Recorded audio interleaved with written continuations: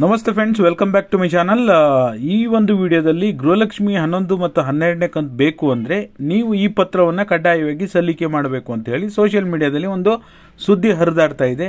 ಖಂಡಿತವಾಗ್ಲೂ ಎಲ್ಲರೂ ಕೂಡ ಪತ್ರವನ್ನು ಸಲ್ಲಿಕೆ ಮಾಡಬೇಕಾ, ಯಾವ ಪತ್ರ ಸಲ್ಲಿಕೆ ಮಾಡಬೇಕು, ಎಲ್ಲಿ ಸಲ್ಲಿಕೆ ಮಾಡಬೇಕು, ಏನಿದು ವಿಚಾರ ಎಲ್ಲದರ ಬಗ್ಗೆನೂ ಕೂಡ ತಿಳಿಸ್ಕೊಡ್ತೀನಿ. ಆಮೇಲೆ ನಿನ್ನೆ ಕೇಂದ್ರ ಬಡ್ಜೆಟ್ ಮಂಡನೆ ಆಗಿದೆ. ನಿನ್ನೆ ಅಲ್ಲ, ಮೊನ್ನೆ 23ನೇ ತಾರೀಕು ಜುಲೈ 23ಕ್ಕೆ ಕೇಂದ್ರ ಸರ್ಕಾರದ ಬಡ್ಜೆಟ್ ಮಂಡನೆ ಆಗಿದೆ. ಕೇಂದ್ರ ಸರ್ಕಾರ ಗೋಲ್ಡ್, ಚಿನ್ನ ಮತ್ತು ಬೆಳ್ಳಿ ದರವನ್ನು ಇಳಿಕೆ ಮಾಡಿದೆ ಅಂಥೇಳಿ ಸಾಕಷ್ಟು ಸುದ್ದಿಗಳು ಹರಿದಾಡ್ತಾ ಇದೆ.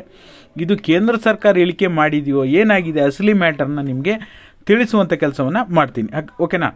ಯಾರೆಲ್ಲ ವಿಡಿಯೋ ನೋಡ್ತಾ ಇದ್ದೀರಾ, ಒಂದು 2-3 ನಿಮಿಷ ಅಷ್ಟೇ ಪೂರ್ತಿ ವಿಡಿಯೋ ನೋಡಿ. ಹೊಸದಾಗಿ ನೀವೇನಾದರೂ ನಮ್ಮ ಚಾನಲ್ ನೋಡ್ತಿದ್ದೀರಾ ಅಂದರೆ ಸಬ್ಸ್ಕ್ರೈಬ್ ಮಾಡ್ಕೊಳ್ಳಿ. ಹಾಗೆ ಪ್ರತಿಯೊಬ್ಬರು ವಿಡಿಯೋಕ್ಕೆ ಒಂದು ಲೈಕ್ ಕೊಡೋ ಮೂಲಕ ಸಪೋರ್ಟ್ ಮಾಡಿ. ಓಕೆನಾ? ಈಗ ಏನಿದು ಪತ್ರ ಅಂತ ನೀವು ನೋಡೋಕೆ ಹೋದರೆ, ಈಗ ಎಲ್ಲರೂ ಕೂಡ ಹೇಳ್ತಾ ಇರೋದು ಗೃಹಲಕ್ಷ್ಮಿ 11ನೇ 12 ಕಂತು ಬರಬೇಕು ಅಂದರೆ ಈ ಪತ್ರವನ್ನು ಕೊಡಬೇಕು. ಯಾವ ಪತ್ರ ಇದು? ಆ ರೀತಿ ಅಲ್ಲ. ಈಗ ಯಾರ್ಯಾರು ಇನ್ಕಮ್ ಟ್ಯಾಕ್ಸ್ ಮತ್ತು GST ಪೇಯರ್ ಇದ್ದಾರೋ ಅದರಲ್ಲಿ ಸುಮಾರು ಇನ್ಕಮ್ ಟ್ಯಾಕ್ಸ್ GST ಪೇಯರ್ ಅಂಥೇಳಿ ಸುಮಾರು 1,78,000 ಅರ್ಜಿಗಳನ್ನು ರಿಜೆಕ್ಟ್ ಮಾಡಿದ್ದಾರೆ. ಓಕೆನಾ? ಆ ಅರ್ಜಿಗಳಲ್ಲಿ ನೀವೇನಾದರೂ ಇನ್ಕಮ್ ಟ್ಯಾಕ್ಸ್ ಪೇಯರ್ ಆಗಿದ್ದೀರಾ, GST ಪೇಯರ್ ಆಗಿದ್ದೀರಾ ಅಂದರೆ ಖಂಡಿತವಾಗ್ಲೂ ನಿಮಗೆ ಹಣ ಬರೋದಿಲ್ಲ, ಗೃಹಲಕ್ಷ್ಮಿ ಹಣ ಬರೋದಿಲ್ಲ. ಓಕೆನಾ?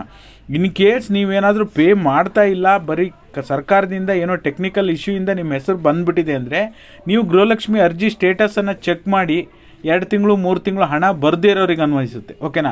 ಈಗ 10 ಕಂತು ಬಂದಿದೆ ಅಂದರೆ ನೀವೇನು ವರಿ ಮಾಡುವಂಥ ಅಗತ್ಯ ಇಲ್ಲ. ಓಕೆನಾ?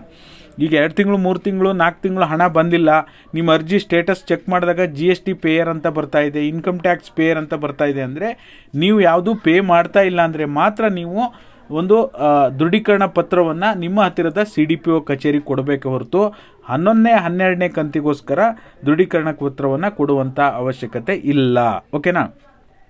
ಈಗ ಕೇಂದ್ರ ಸರ್ಕಾರ ಚಿನ್ನ ಬೆಳ್ಳಿ ದರವನ್ನು ಇಳಿಕೆ ಮಾಡಿದ್ದಲ್ಲ, ಅದು ಚಿನ್ನ ಬೆಳ್ಳಿ ದರದ ಮೇಲೆ ಕಸ್ಟಮ್ ಟ್ಯಾಕ್ಸ್ ಅಂತ ಹೇಳಿ ಅದನ್ನು 6% ಕಸ್ಟಮ್ ಟ್ಯಾಕ್ಸನ್ನು ಹಾಕಿರೋದ್ರಿಂದ ಚಿನ್ನ ಬೆಳ್ಳಿ ದರ ಇಂಟರ್ನ್ಯಾಷನಲ್ ಮಾರ್ಕೆಟಲ್ಲಿ ಆಟೋಮೆಟಿಕ್ ಡೌನ್ ಆಗಿರುವಂಥದ್ದು. ಓಕೆನಾ? ಮತ್ತೆ ಹೋಗಿ ಮೇಲೆ ಹೋಗೋದು ಸಹಜ. ಸದ್ಯಕ್ಕೆ ಡೌನ್ ಆಗಿದೆ, ಸದ್ಯಕ್ಕೆ ಇದೇ ರೇಂಜಲ್ಲೇ ಇರುತ್ತೆ. ಚಿನ್ನ ಬೆಳ್ಳಿ ದರ ಅದು ಸರ್ಕಾರ ನಿಗದಿ ಮಾಡುವಂಥದ್ದಲ್ಲ. ಚಿನ್ನ ಬೆಳ್ಳಿ ದರ ಅದರ ಮೇಲೆ ಟ್ಯಾಕ್ಸನ್ನು ಹಾಕಿದಾಗ ಆಟೋಮೆಟಿಕಲಿ ಅದರ ಪ್ರೈಸು ಕಡಿಮೆ ಆಗುತ್ತೆ. ಓಕೆನಾ? ಇನ್ನೂ ಕಡಿಮೆ ಆದರೆ ಒಳ್ಳೆಯದು, ಬಡವರಿಗೆ ಖರೀದಿ ಮಾಡಲಿಕ್ಕೆ ಇನ್ನೂ ಅನುಕೂಲ ಆಗಲಿ, ಇನ್ನೂ ಕೂಡ ಸಾಕಷ್ಟು ಪ್ರೈಸು ಬೀಳಲಿ ಅಂತ ನಾವು ಬಯಸ್ತಾ ಇದ್ದೇವೆ. ಓಕೆನಾ? ಯಾವುದೇ ಸುದ್ದಿ ಬಳಸದೆ ನೇರವಾಗಿ 2 ವಿಷಯಗಳ ಬಗ್ಗೆ ಮಾಹಿತಿಯನ್ನು ಕೊಟ್ಟಿದ್ದೇನೆ. ವಿಡಿಯೋ ಇಷ್ಟ ಆದರೆ ಪ್ರತಿಯೊಬ್ಬರು ವಿಡಿಯೋಕ್ಕೆ ಲೈಕ್ ಮಾಡಿ. ನೀವೇನಾದರೂ ಹೊಸದಾಗಿ ನಮ್ಮ ಚಾನಲ್ ನೋಡ್ತಿದ್ದೀರ ಅಂತ ಸಬ್ಸ್ಕ್ರೈಬ್ ಮಾಡ್ಕೊಳ್ಳಿ. ಹಾಗೆ ನಿಮ್ಮ ಫ್ರೆಂಡ್ಸಿಗೂ ಕೂಡ ವಿಡಿಯೋನ ಶೇರ್ ಮಾಡಿ ಅಂತ ಹೇಳ್ತಾ ಎಲ್ರಿಗೂ ಕೂಡ ಧನ್ಯವಾದಗಳು. Thank you all. Thank you so much for watching.